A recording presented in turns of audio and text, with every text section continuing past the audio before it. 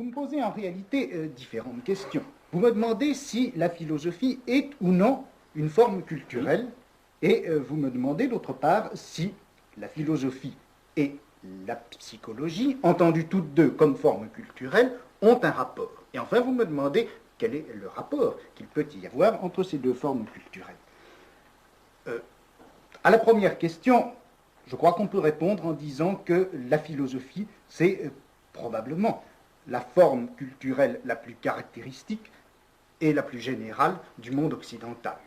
Depuis le début de la pensée grecque, eh bien, jusqu'à Heidegger, jusqu'à maintenant, la philosophie a été ce en quoi la culture occidentale s'est toujours et perpétuellement réfléchie. Dans cette mesure-là, la philosophie n'est pas une forme culturelle, elle est la forme culturelle la plus générale de notre culture. Maintenant, à la question, y a-t-il des rapports entre la forme culturelle qu'est la philosophie et la forme culturelle qu'est la psychologie? À cette question-là, que pourrait-on répondre? On peut répondre de deux façons. On peut répondre que la psychologie n'a fait, en quelque sorte, que reprendre dans un style enfin positif et enfin scientifique toute une série de questions qui avaient hanté, qui avaient animé la philosophie au cours des siècles précédents, et que la psychologie, en traitant enfin de la conduite et du comportement, n'a pas fait autre chose que de démystifier d'une part et rendre positif de l'autre des notions comme celle d'âme, par exemple, ou comme celle de pensée, etc.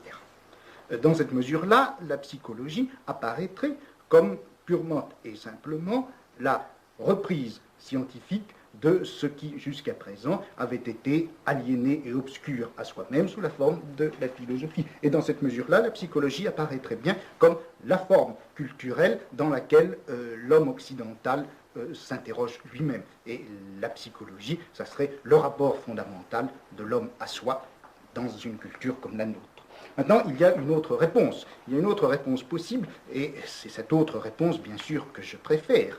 Ça consisterait à dire que la philosophie étant la forme culturelle la plus universelle dans laquelle l'Occident s'est réfléchi, il s'est produit à un moment donné, dans cette forme culturelle et dans cette interrogation qu'elle autorisait, il s'est produit un événement assez fondamental qui date probablement du début du XIXe siècle, peut-être déjà de la fin du XVIIIe. Cet événement, ça a été l'apparition de ce qu'on pourrait appeler une réflexion de style anthropologique. C'est-à-dire qu'est apparue à ce moment-là, pour la première fois, cette interrogation que Kant a formulée dans sa logique, l'interrogation « qu'est-ce que l'homme ?» Je crois que ce qui a caractérisé la psychologie et ce qui a fait qu'elle est probablement encore la plus importante des sciences humaines, la science humaine en quelque sorte rectrice, ça a été la découverte de l'inconscient par Freud. C'est-à-dire que la psychologie a elle-même, à l'intérieur de soi, opéré vers la fin du XIXe siècle une reconversion tout à fait étonnante et qui est, je crois, qui ouvre, je crois, la dimension la plus problématique et la plus fondamentale de la psychologie. On peut dire en gros que la psychologie, depuis la fin du XVIIIe siècle jusqu'à la fin du XIXe siècle, a essentiellement, s'est donné explicitement pour projet de faire l'analyse de la conscience, analyse des idées sous la forme de l'idéologie, analyse de la pensée, analyse des sentiments, etc. Et c'est à la fin du XIXe siècle que, brusquement, pivotant autour de son objet, la psychologie ne s'est plus donnée comme science de la psyché consciente, mais science de quelque chose qui venait d'être découvert, science de l'inconscient. Or, à partir du moment où la psychologie se découvrait comme science de l'inconscient, elle ne faisait pas simplement, elle ne pratiquait pas simplement l'annexion d'un nouveau domaine, d'un domaine jusqu'à présent ignoré, elle faisait bien plus. Elle restructurait entièrement le domaine de toutes les sciences humaines. En effet, en découvrant l'inconscient, la psychologie découvrait que le corps lui-même faisait partie de notre inconscient, que la collectivité à laquelle nous appartenons, le groupe social, la culture dans laquelle nous avons vécu font partie de notre inconscient. Elle découvrait que nos parents, notre père, notre mère ne sont pas autre chose que des figures dans notre inconscient, etc. Si bien que toutes les sciences qui avoisinaient la psychologie, comme la physiologie, comme la sociologie, se sont trouvées remodelées et reprises en compte par la psychologie elle-même, par la médiation de cette découverte de l'inconscient.